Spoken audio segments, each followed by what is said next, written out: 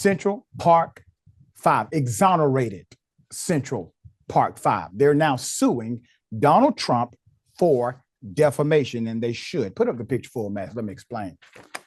This was during a debate where Trump decided to basically start the clock back over and provide the opportunity for him to be held liable in civil court. The 5 Black and Latino men who were wrongly convicted as teenagers and later exonerated in the sexual assault of a jogger in Central Park sued former President Trump in federal court on Monday, saying that he defamed them during a nationally televised debate.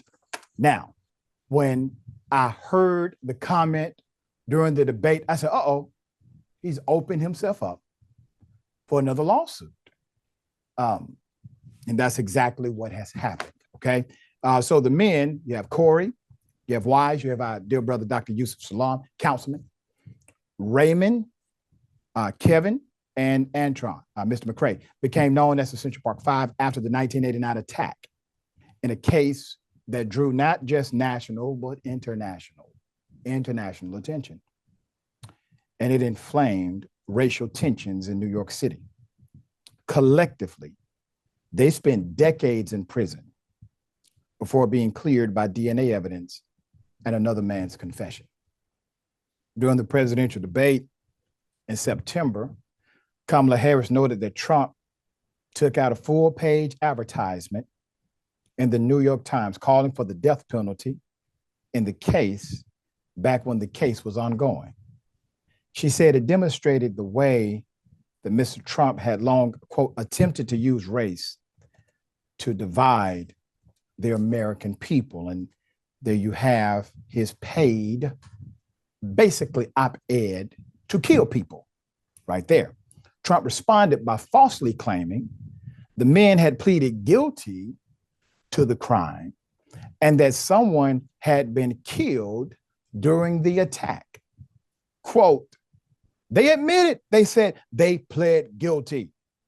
And I said, well, if they pled guilty, they badly hurt a person, killed a person ultimately, end quote. Is somebody going to check on Donald Trump's cognitive functions? Well, major papers tell him he needs to consider dropping out of the race. I'm just asking because he's getting a lot of facts wrong. He told people to vote in January. There's more. The lawsuit in federal court in Philadelphia, where the debate took place, accuses Trump of making, quote, false and defamatory statements about the case.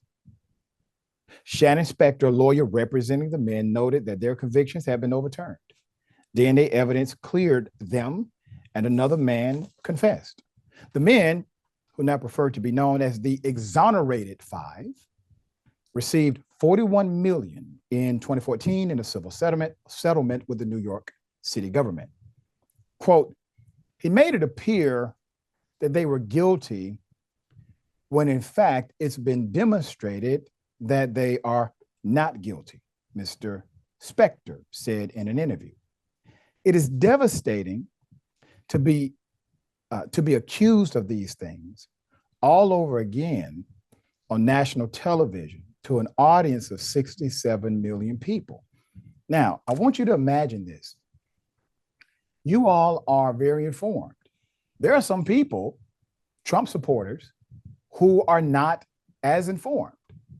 And so when Donald Trump said this, they took it as gospel because this is their cult leader and started to say the extreme and defamatory things that people said years ago about these children. They started saying it again as if it's true.